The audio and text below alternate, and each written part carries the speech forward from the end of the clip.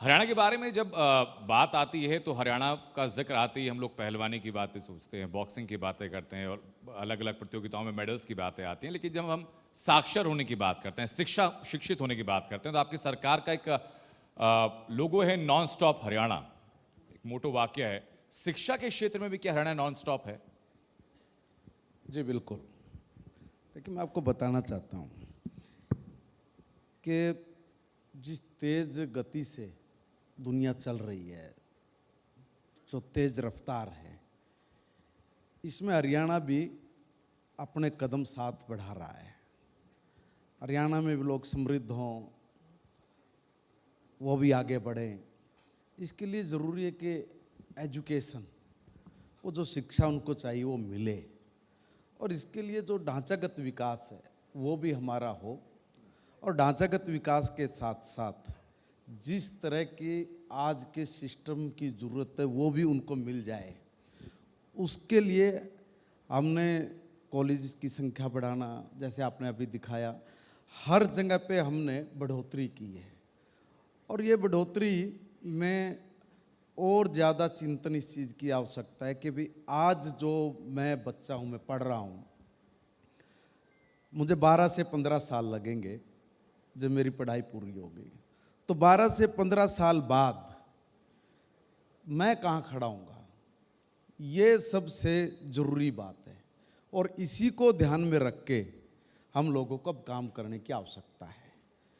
तो इसमें हम लोगों ने तय किया है कि हम जहाँ पर ये सब चीज़ों की बढ़ोतरी कर रहे हैं, चाहे स्कूल्स की बढ़ोतरी कर रहे हैं, चाहे हम कॉलेज की बढ़ोतरी कर रहे हैं, चाहे इंजीनियरिंग कॉलेज की बढ़ोतरी कर रही है, तो जो एक बढ़ोतरी वाली बात ये तो है ही है, मगर साथ में मेन बात तो ये एक स्किल कि भाई हम लोग उसमें क्या तैयार करके दे रहे हैं। एंटरप्रेन्योरशिप लैब जो आप बातें कर रहे हैं जी हाँ, इसमें हम लोग क्या तैयार करके दे रहे हैं। आज से 15 साल आगे तो उस तरह के पाठ्यक्रम आज हमारे पास हैं कि नहीं है, और उन पाठ्यक्रमों में क्या बदलाव करने की आवश्यकता है।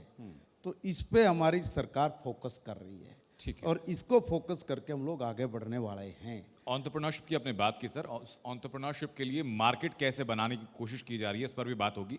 लेकिन उसके पहले एक बहुत ही बेसिक चीज पर मैं बात करना चाहूंगा। एक टैबू है हरियाणा के बारे में कि महिलाओं को बराबरी के दर्जे के लिए वहां फाइट करनी पड़ती है, और ये चीजें परिलक्षित हो रही हैं शिक्षा के आंकड़ों को लेकर के। एक स्टैटिस्टिक्स मैंने देखा जिसमें कि पुरुष साक्षरता की बात करते हैं और महिला साक्षरता की बात करते हैं। लगभग 25 से 26% का अंतर है हरियाणा के अंदर पुरुष साक्षरता में और महिला साक्षरता में। ये अंतर क्यों है? देखिए, आपने कहाँ से आंकड़ा लिया है तो मैं नहीं पता मुझे, मगर मैं एक निवेदन करूँगा। मेरा निवेदन ये है कि आज हमने तय किया है कि ये जो बराबरी की बात आपने कही है, अब तो हरियाणा बराबरी से भी आगे निकल रहा है, हर फील्ड में बराबरी से भी आगे निकल रहा है। पढ़ाई में भी मैं अभी 1-2 कॉलेज के अंदर अभी गया, तो उसमें 14 तरह के बच्चों को हमने सम्मान किया। मैंने ध्यान से गौर करके देखा तो उसमें 12 स्थानों पे हमारी बेटियां आगे थी। फर्स्ट भी, सेकंड भी, थर्ड भी, तीनों जगह पे वही आगे थी। और 2 जगह पे 2 बच्चे फर्स्ट और सेकंड आए हैं, एक में फर्स्ट और थर्ड आया है। अदरवाइज सब जगह बेटियां ही हमारी आगे निकल रही हैं।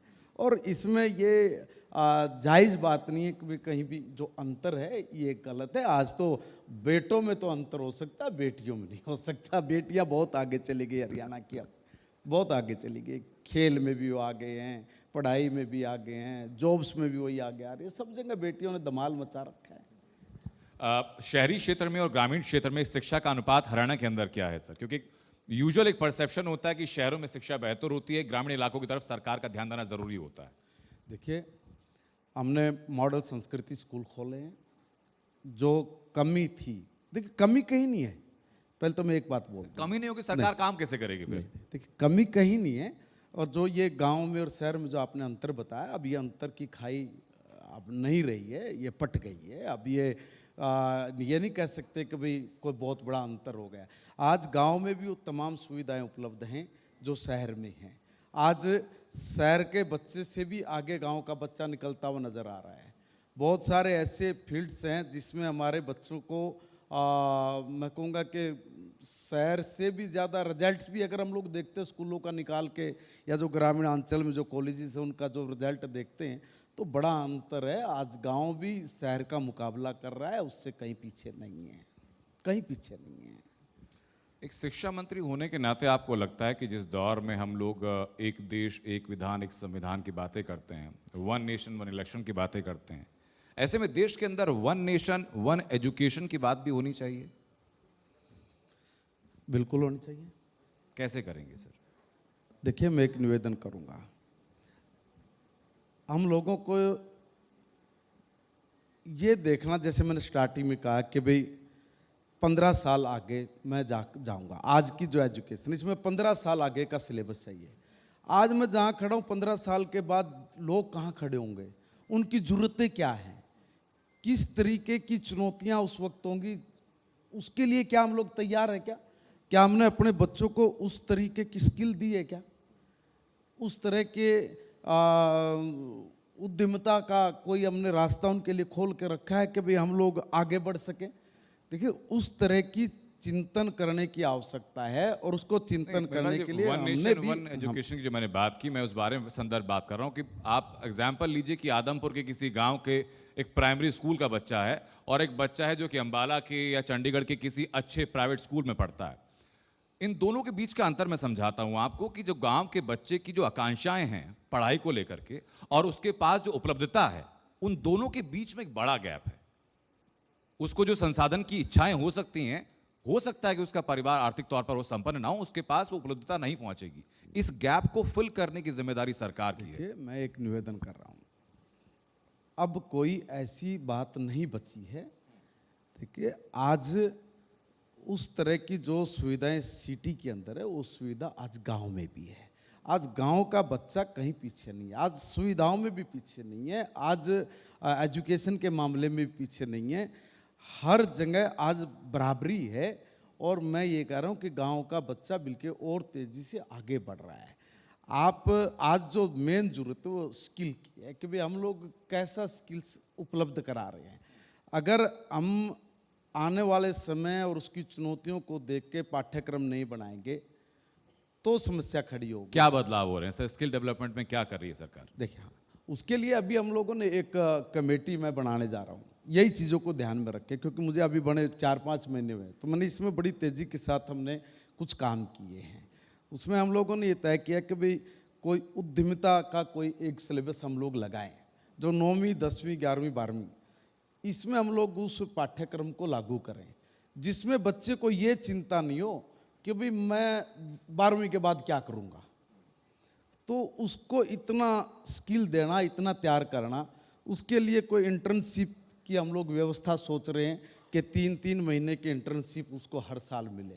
इसके लिए इंडस्ट्रीज से बात करेंगे आप? इसके लिए अलग अलग इंडस्ट्रीज से बात करेंगे आप? जी, उसमें फिर सारी चीज़ें हैं। वो एक सिलेबस माननीय प्रधानमंत्री जी के मार्गदर्शन में बहुत कुछ हो रहा है, उसको बस लागू करने की आवश्यकता है।